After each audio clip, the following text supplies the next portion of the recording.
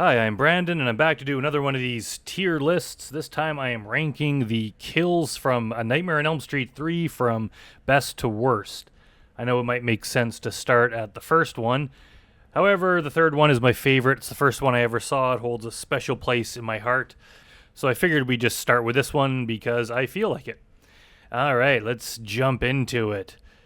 I don't know what everyone else thinks about this, but Philip's death here with the marionette, the tendon marionette thing, is got to be number one. It might even be my number one in the entire series, or at least up there. It's very imaginative. It's disgusting. It's horrific. It's memorable. Therefore, it is awesome. It's one of the ones I think anyone has ever seen this movie, even if they've forgotten it, they're gonna definitely remember that scene. It really just shows how gruesome Freddy could be.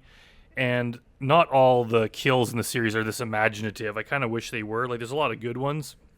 And that's one thing I miss, especially with the crappy remake that came out in 2010, is they totally gave up on any pretense of trying stuff this cool. It was all just finger stabbings, just really kind of lame, boring ones. So this was a highlight of the series here, is using him as a marionette and then slicing his tendons off so he falls off the roof and everyone thinks that he jumped himself. All right, what do we have next? Let's go. I might change these around a bit as I talk through it, but I don't think so. This one here, Jennifer's death, where she gets her head smashed into the TV, is another really memorable one. Like this whole movie, part 3, just has like non-stop memorable kills.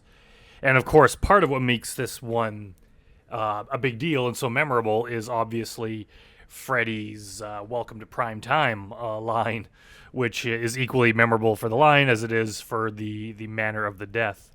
And you got to mention, it's kind of funny that people thought that she caused her own death in this. Like, it's like, who does that by jumping and slamming their head through a television? It seems when you see her just hanging there, it's kind of frightening in its own way.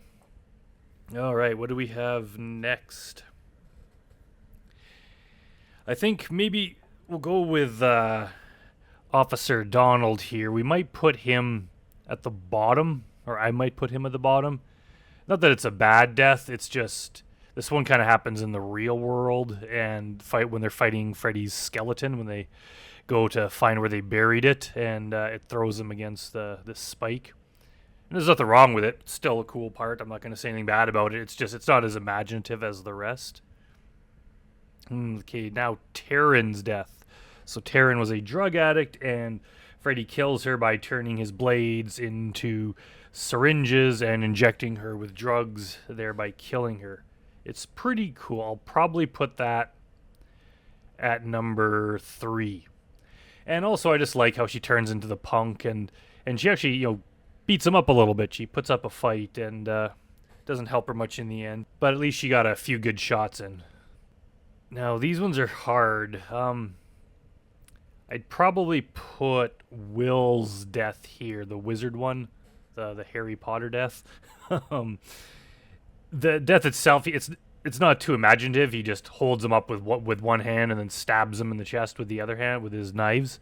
So that's not imaginative so much as the scene's kind of cool that Will actually gets to use his wizard powers, and he fights back against Freddy a little bit. It just doesn't work because even if you have magical wizard powers in the dream world, apparently Freddy is still more powerful than you. So I probably put that one there.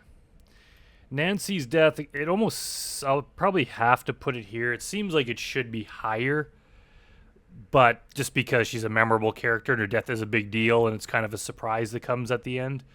But the manner of the death itself is just knives to the guts. It's not really that memorable, so maybe it doesn't rank as highly.